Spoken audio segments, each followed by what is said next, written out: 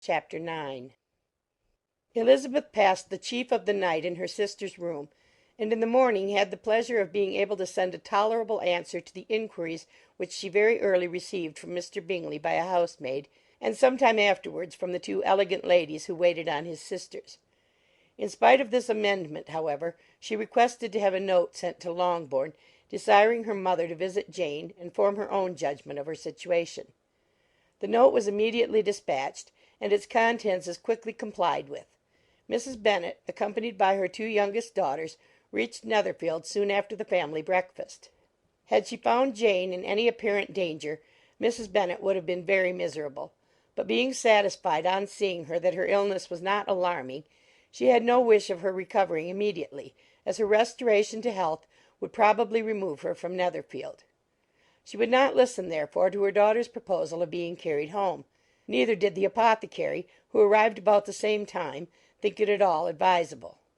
After sitting a little while with Jane, on Miss Bingley's appearance and invitation, the mother and three daughters all attended her into the breakfast parlour.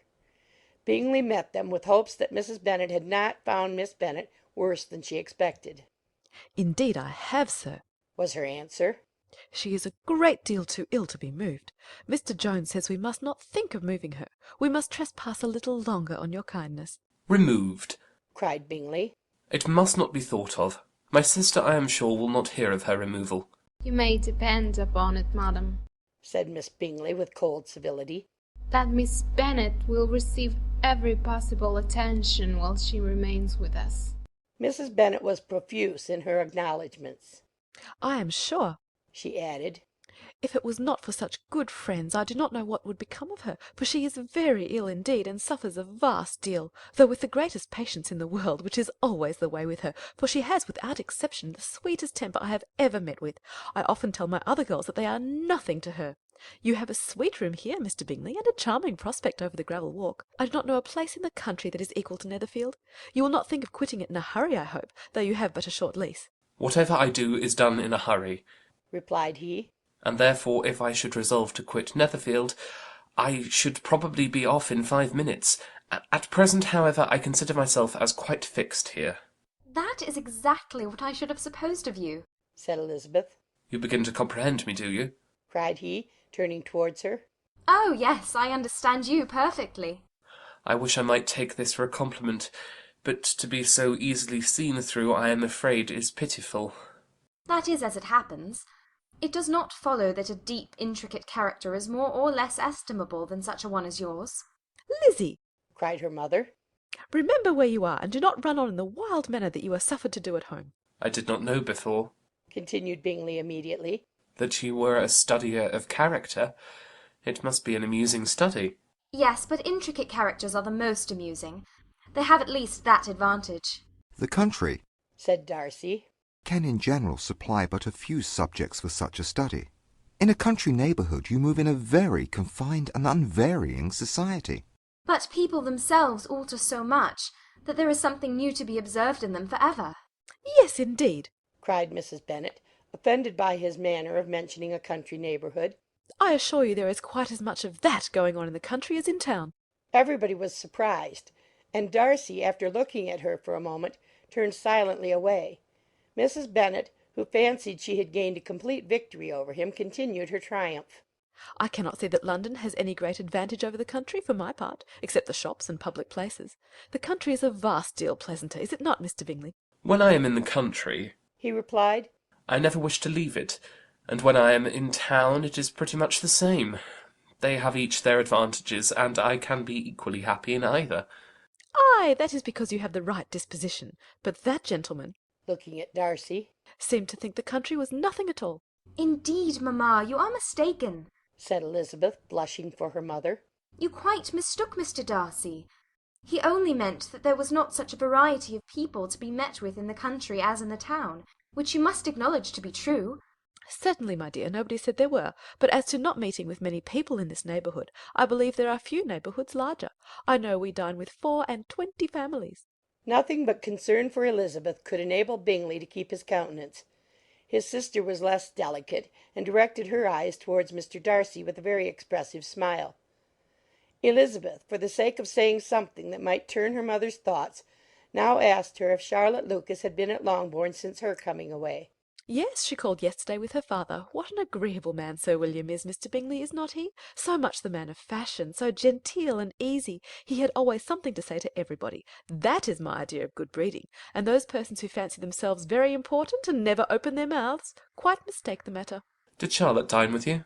No, she would go home. I fancy she was wanted about the mince pies. For my part, Mr. Bingley, I always keep servants that can do their own work. My daughters are brought up very differently. But everybody is to judge for themselves, and the Lucases are a very good sort of girls, I assure you. It is a pity they are not handsome. Not that I think Charlotte is so very plain, but then she is our particular friend. She seems a very pleasant young woman. Oh dear, yes, but you must own she is very plain. Lady Lucas herself has often said so, and envied me Jane's beauty. I do not like to boast of my own child, but to be sure, Jane, one does not often see anybody better looking. It is what everybody says. I do not trust my own partiality. When she was only 15, there was a man at my brother Gardiner's in town so much in love with her that my sister-in-law was sure he would make her an offer before we came away. But however he did not. Perhaps he thought her too young. However, he wrote some verses on her, and very pretty they were. And so ended his affection, said Elizabeth impatiently. There has been many a one, I fancy, overcome in the same way. I wonder who first discovered the efficacy of poetry in driving away love. I have been used to consider poetry as the food of love, said Darcy. Of a fine, stout, healthy love it may. Everything nourishes what is strong already. But if it be only a slight, thin sort of inclination, I am convinced that one good sonnet will starve it entirely away. Darcy only smiled, and the general pause which ensued made Elizabeth tremble lest her mother should be exposing herself again. She longed to speak, but could think of nothing to say, and after a short silence Mrs. Bennet began repeating her thanks to Mr. Bingley for his kindness to Jane, with an apology for troubling him also with Lizzie.